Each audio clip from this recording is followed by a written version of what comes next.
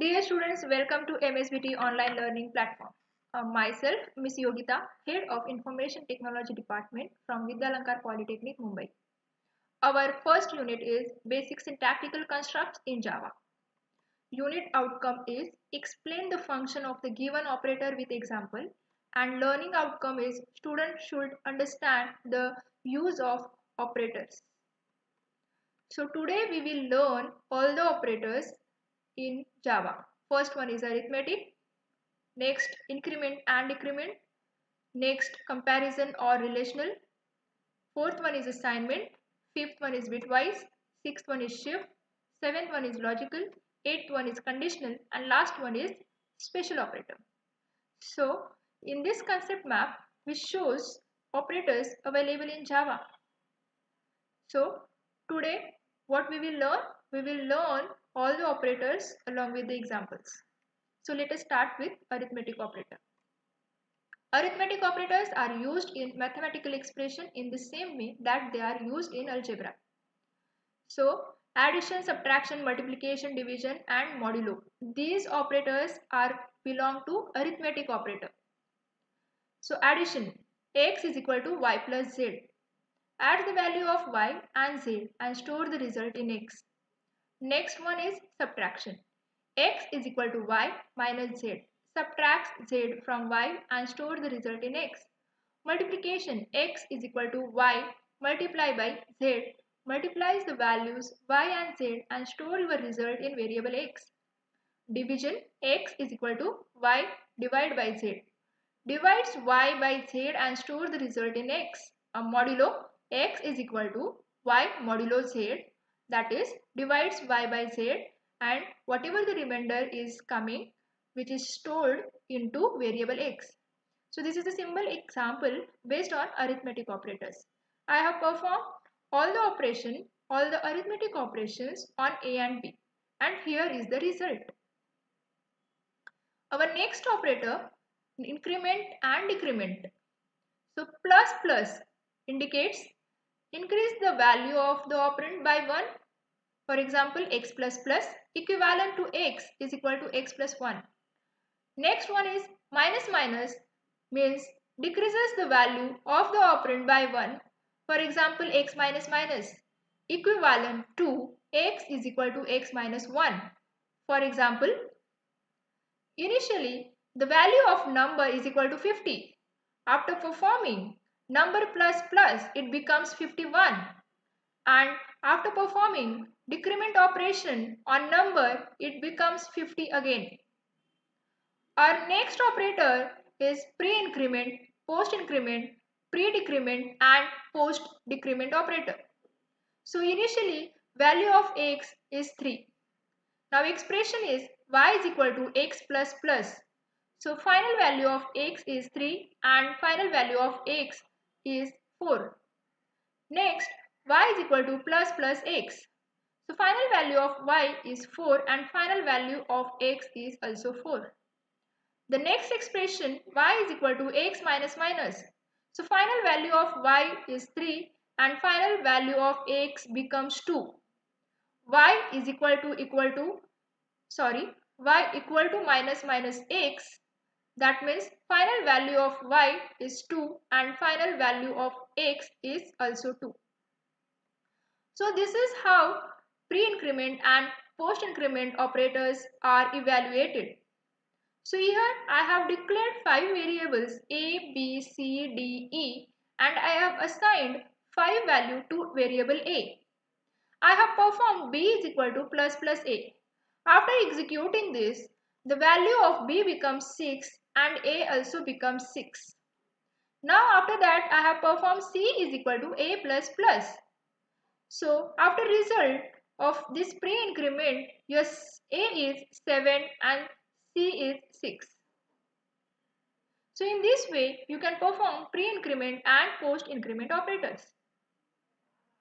Next, comparison or logical operator. So there are 6 comparison operators. First one is equal to equal to. Evaluate whether the operands are equal. For example, s is equal to y. Returns true if the values are equal, otherwise false. Next one is not equal to. Evaluate whether the operands are not equal to. Next one is greater than. Evaluate whether the left operand is greater than the right operand. Next, less than. Evaluate whether the left operand is less than the right operand. Next one, greater than or equal to. Evaluate whether the left operand is greater than or equal to the right operand. And the last one is less than or equal to. Evaluates whether the left operand is less than or equal to the right operand. Our next, that is, explains the concept of comparison operator with the help of example. So here I have declared two variables a and b, that is 10 and 20. If in this I have mentioned a is equal to b, that means the value result is false because a and b, the value are not same. In the next, a is not equal to b. In that case, your result is true. So likewise, you can perform comparison operators in Java. Our next operator is assignment operators. So assignment operators are used to assign the value of an expression to a variable. So there are 6 assignment operators. First one is equal sign. Assign the value of the right operand to the left. For example, x is equal to y. That means assigns the value of y to variable x. Next one is plus equal to. Adds the operand and assign the result to the left operand. For example, x plus equal to y, which is equivalent to x is equal to x plus y. The next, minus equal to. Subtracts the right operand from the left operand and store the result in the left operand. For example, x subtraction equal to y. It is equivalent to x is equal to x minus y. That means subtract the value of y to x and your result is stored in variable x. Next one is multiply by and equal to. Multiply the left operand by the right operand and store the result in the left operand. For example, x multiply by equal to y, which is equivalent to x is equal to x multiply by y. Next operator is divide by equal to. Means divide the left operand by the right operand and store your result in left operand. For example, x divide by equal to y. That means divide the value of y to x and save your result in variable x, which is equivalent to x is equal to x divided by y. Our next is division, that is modulo equal to. Divides the left operand by the right operand and stores the remainder in the left operand. So, for example, x modulo equal to y, which is equivalent to x is equal to x modulo y, which saves your result in variable x. So, while performing the assignment operators, you have to always remember whatever the operations performed, your result is stored in the left operand. Let us take the example. So here I have created one variable, that is x is equal to 5, and I have performed modulo equal to operation on x. So after executing this program, when you perform modulo equal to, your result is 2, which is returns the remainder of this operation. So in this way you can perform the assignment operators. The next operator is bitwise operators. So these bitwise operators are used for testing the bits, or you can say shifting the bits right or left. And these operators may not be applied to float or double data type. So there are 4 bitwise operators: AND, OR, XOR and inversion. Let us start with AND operator. AND results in 1 if both the bits are 1. Any other combinations result in 0. Next, OR results in a 0 when both the bits are 0. Any other combination result is 1. XOR results in 0 if both the bits are the same value and 1 if the bits have different values. Inversion, that means convert all 1 bits to 0 and vice versa. So let us take the example which explain the concept of bitwise operator. So here I have declared two variables, a is equal to 60 and b is equal to 13, and I have declared another one, that is c, to store the result. So 60 is a decimal. We have to convert this 60 into binary. So binary value of 60 is 00111100 and 13 00001101. So I'll explain A and B. So here you can see in this diagram, A is equal to 60 and B is equal to 13. So 16 is a decimal number. The binary of this 00111100 and 13 binary is 00001101, and I have performed AND operation on A and B. So A and B AND operation nothing but if your input of both the values is 1, then only your output is 1. So in this case, here you can see if the value of A and B as input are 1, your result is 1. Other any combinations, results are 0. And this 00001100, this binary is equivalent to 12 decimal. So after performing A and B, your result is 12. So likewise, you can perform bitwise operators. Our next operators is shift operator. So first one is right shift operator, next one is left shift, and third one is unsigned right shift. So this right shift means shifts bit to the right, filling sign bits at the left, and it is also called as signed right shift operator. Now next, shift bit to the left, filling 0 at the right.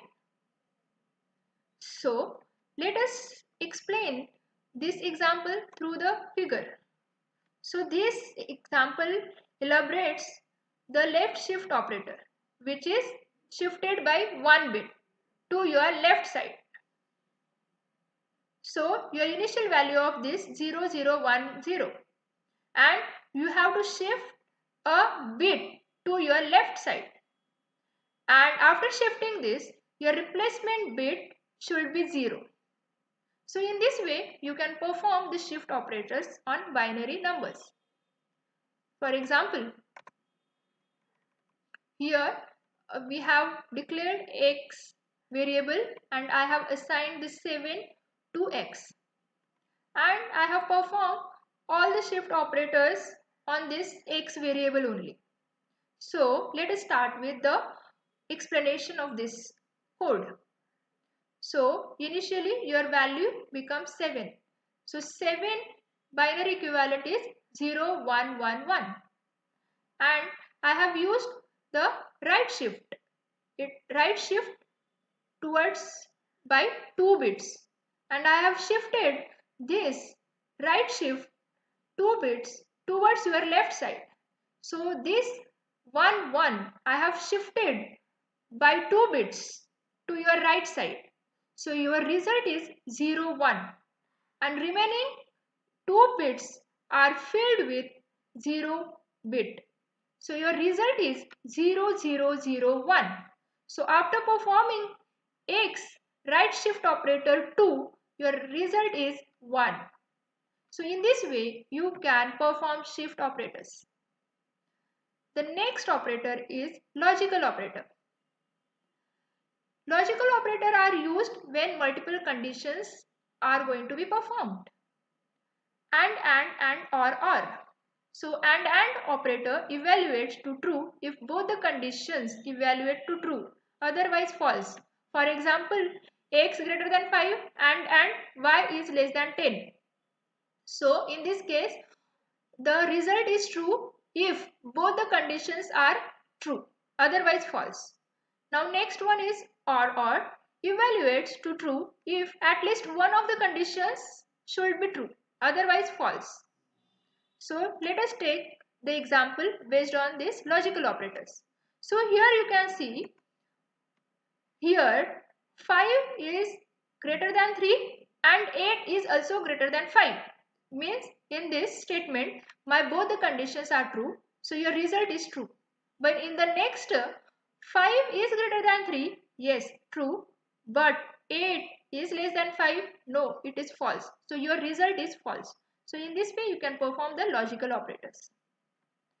Next, conditional, or you can say ternary operator. The goal of the operator is to decide which value should be assigned to the variable.